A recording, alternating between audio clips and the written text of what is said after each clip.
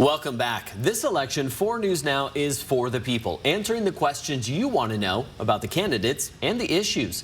In just a few hours, the candidates for Washington governor will debate. Many of you sent us questions wanting to know their plans for the next phase of COVID response. I took it upon myself to reach out to Republic Police Chief Wong.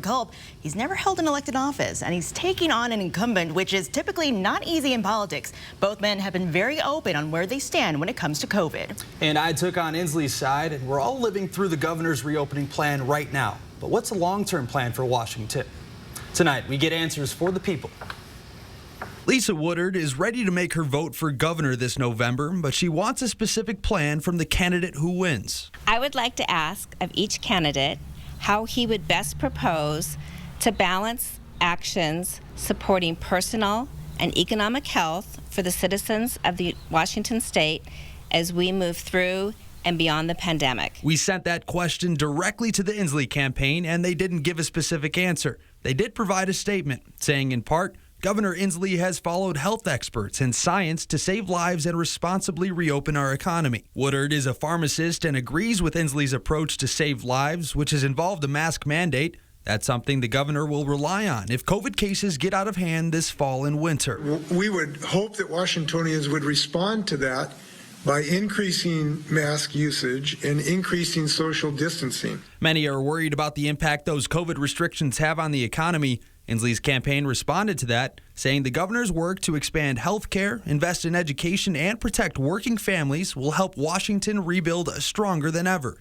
Now, we found details about Inslee's other economic plans for Washington on his campaign site. He plans on using data and analytics to figure out how stimulus and recovery dollars are used for underserved communities. Inslee also believes jobs should be created through small business development, something not really happening in Washington during this pandemic. Reopening up businesses, opening up schools, especially gyms with childcare, especially for us moms. That's a big concern of mine. And pretty much all the moms that I know in my neighborhood. As a mother of 3, Ashley Esposito wants options. Pretty much if they were to just reopen everything normally, they would definitely get my votes. We sent multiple requests to Culp's campaign team about this issue. Not a single reply.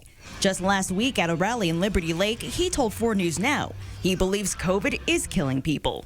You can see here he's not wearing a mask and feels others shouldn't be forced to wear them. And I leave it up to them to decide what they want to do. And that's how this state should be governed. Despite scientists urging people to wear masks, Culp told us his plans if elected. We are going to lift any restrictions that Jay Inslee has left on the citizens and businesses of the state are going to get lifted day one.